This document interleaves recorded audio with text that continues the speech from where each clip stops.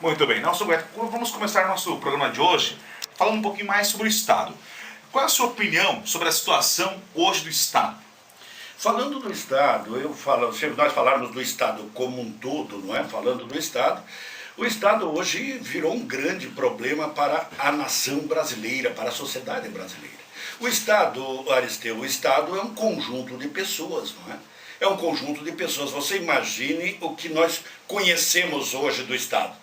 Se é um conjunto de pessoas, qual é a avaliação que nós temos hoje dos nossos homens públicos que formam o Estado? E é esses homens públicos que decidem sobre o nosso futuro. É esses homens públicos que estão decidindo sobre a vida da sociedade e da família. É esses homens públicos com este conceito, com esta credibilidade que nós hoje conhecemos, que estão decidindo o futuro da nossa família. Imagine que esses homens públicos estão desconectados das leis mais importantes que pode se nortear a sociedade, a vida e as pessoas. Quais são essas leis? Tu tem 3 leis que são as mais importantes para nortear a nossa vida. A primeira, a Bíblia.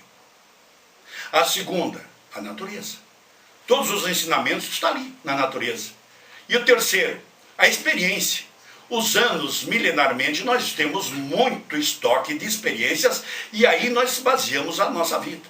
E o Estado, então, em si, que é os nossos homens públicos, começaram a tomar decisões desconectadas destas sabedorias, dessas orientações.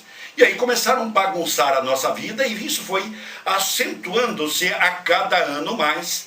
A exemplo de hoje, nós temos intervenções do Estado através de lei, e a lei tem que ser cumprida. E esses homens despreparados um dia resolveram dizer que um pai não pode mais educar um filho seu. Uma mãe e um pai não pode mais educar um filho. Ora, a mãe e o pai são os melhores professores, o mais importante professor, não é? Então, portanto, esta intervenção é uma intervenção danosa, mas não parou ali. Logo ele disse que um pai também não poderia levar o filho mais ao trabalho, ensinar ele o valor da luta e do trabalho e da vida, porque esse garoto é criança até os 18 anos de idade. Então esse jovem começou a ser prejudicado violentamente por não ter uma oportunidade de trabalho, por muitas vezes não poder se preparar para o trabalho e para o futuro. E tratar um jovem hoje, com a inteligência que tem hoje, um garoto de 10, 12 anos, uma pessoa de 10, 12 anos hoje, tem uma sabedoria maior do que eu tinha na minha geração. Então tratar esse cidadão como criança até os 18 anos é uma afronta e é um prejuízo muito grande para a nação. E assim foi indo. De repente também disseram que este é menino e é criança e não pode responder por seus crimes, um jovem em que de repente tem uma mente criminosa. E assim foi indo. A intervenção foi cada vez ficando maior, cada vez pior e cada vez então prejudicando-se mais a família brasileira. Este é o Estado que nós conhecemos, o Estado que se perdeu e que deixou de cumprir com seu verdadeiro papel, que era orientar, fortalecer e ajudar a sociedade brasileira. Deputado, na sua opinião, hoje, qual é o maior problema ou deficiência do Estado? Eu acho que o maior problema do Estado começou lá em 88, ou a partir da Constituição de 88. Um dos graves problemas do Estado é a reeleição. A reeleição é um problema que induziu a uma série de acordos, inviabilizou praticamente a governabilidade. O cidadão se elege e já está de olho na sua reeleição, portanto, compromete a sua gestão pensando numa reeleição. Então, portanto, este é um dos graves problemas que nós vemos na questão do Estado.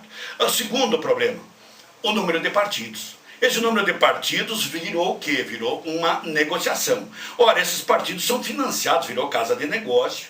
Esses partidos são financiados pela sociedade, por um trabalhador que muitas vezes tem dificuldade de alimentar o seu filho, mas ele precisa saber que do salário dele também sai o recurso para financiar esse grande número de partidos. E esses números de partidos ainda criou-se um outro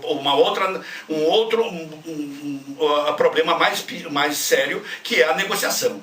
Então os partidos ganham um tempo de rádio e televisão e depois fazem a negociação desse tempo de rádio e televisão. Falo muito sobre isso no meu livro, onde esse é um dos grandes males que a sociedade tem que se livrar. Dele, quer um partido, corra a eleição, seja de vereador até presidente da República. Não tem problema o número de partido, tem problema é a negociata, os negócios, os acertos. E outra coisa é as corporações. As corporações hoje viraram um grande problema para o Brasil. Nós precisamos de um voto distrital.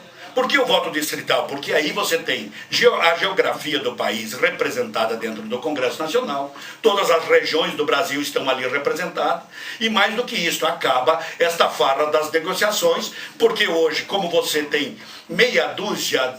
um pouco mais de meia dúzia de corporação que dominam o Congresso Nacional, até as próprias igrejas hoje já viraram uma corporação política. Não importa, cada um tem um papel a cumprir, mas não podemos, nada impede de um pastor ser um político, mas desde que seja escolhido pelo voto regional. Então nós temos algumas coisas que tem que ser mudadas, porque isto vira um problema de gestão, vira um problema para negociar. Eleito um presidente, ele tem que chamar 10, 12 ou 15 partidos e a cada um ele tem que fatiar uma parte disso, porque já foi negociado antes. São coisas que trazem danos violentos para um gestor e, consequentemente, para a sociedade. E um dos exemplos que eu falo que é o pior de todos eles, o pior exemplo é quando você coloca no balcão de negócio, você negocia cargos na saúde, gestor de saúde é balcão de negócio, também é moeda de troca política. Ora, isso tem consequências danosas para a sociedade brasileira, porque isso é trocado através de lágrimas, de tristeza e de vida. Não pode, tem coisas que são inegociáveis, e nós temos que parar com o balcão de negócio, e uma das fórmulas, então, é esta,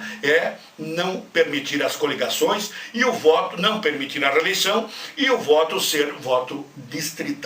Nós ter a oportunidade de escolher o nosso candidato conhecendo ele e a história dele. Existe mais alguma solução para resolver esse problema, do seu ponto de vista?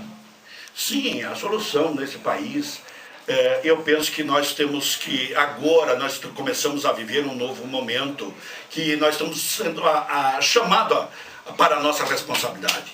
A solução para o país é uma reforma política responsável, verdadeira, e a reforma política é a mais importante de todas as reformas, porque se você moralizar o mundo político, automaticamente você resolve os outros problemas, porque um político, você sendo seletivo, você escolher um político responsável, uma pessoa preparada para determinada área, você com certeza está elegendo alguém que pode contribuir com a sociedade brasileira. Está faltando pessoas preparadas. Nós temos que ser mais seletivo. E a sociedade brasileira, então, ela precisa começar a debater, analisar o perfil do candidato. Agora, quanto mais próximo tivesse o candidato para a sua escolha, menos ela errava e mais assertivo seria a sua decisão. Então, para mim, a única saída é homens públicos responsáveis, preparados e que saibam e que tenham compromisso com a sociedade e com o Brasil.